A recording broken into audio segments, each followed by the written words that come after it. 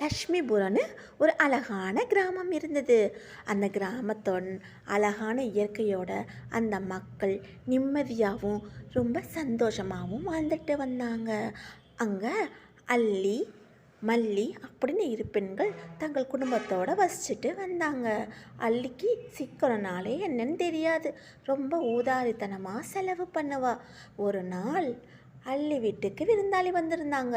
மல்லி வீட்டுக்கு வேகமாக போய் கதவை தட்டி, மல்லி ஒரு படி நெய் கூட ப்ளீஸ், ஒரு 10 நாள் கழித்து நான் திரும்ப உங்ககிட்ட வந்து கொடுத்துட்றேன், ஞாபகமாக வந்து நீ மறுபடியும் வாங்கிக்கோ சரியா, ரொம்ப நன்றி. அப்படியே 2 வாரம் போச்சு. ஆனால் அல்லி மல்லிக்கிட்ட வாங்கின நெய்யை கொடுக்கவே இல்லை. அல்லி, என்கிட்ட கடன் வாங்கின நெய்யை கூட, எனக்கு இப்போ அவசரமாக தேவைப்படுது. என்ன? நான் உன்கிட்ட நெய் வாங்கினேனா? என்ன சொல்கிற நீ? நீ சொல்கிறது பொய். நான் உன்கிட்ட இருந்து நெய்யே வாங்கலையே, பொய் சொல்லாத. ஐயோ கடவுளே, நான் இப்படி ஏமாந்துட்டேனே. ஐயா, ஊர் தலைவர் ஐயா, நீங்கள் தான் எனக்கு நீதி வாங்கி தரணும்.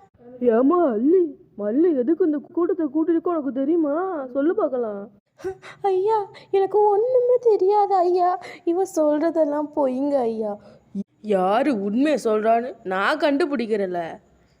2 பேருக்கிட்டையும் ஆளுக்கு ஒவ்வொரு சொம்பும் ஒவ்வொரு கல்லும் கொடுத்து சேத்துல இறங்கி நடக்க சொல்லி காலை நல்லா தேய்ச்சி கழுவ சொல்லுங்க. யார் 2 பேர்த்துல நல்லா கழுவுறீங்களோ அவங்க தான் உண்மையை சொல்றீங்கன்னு அர்த்தம். அல்லியும் மல்லியும் அவங்க வேலையை முடிச்சிட்டாங்க. இதில் உண்மையை சொன்னது நம்ம மல்லி தான். அல்லி, இப்பயாவது நீ உண்மையை ஒத்துக்கோ அல்லி. ஆமாம், உண்மையை சொல்லுமா எல்லாரும் முன்னாடியும்.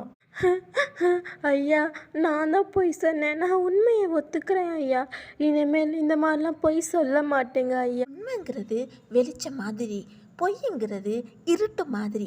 அதனால் குட்டீஸ் எப்போ உண்மையை பேசி பழகுங்க. இது உங்கள் சுட்டீஸ் குட்டீஸ் டிவி.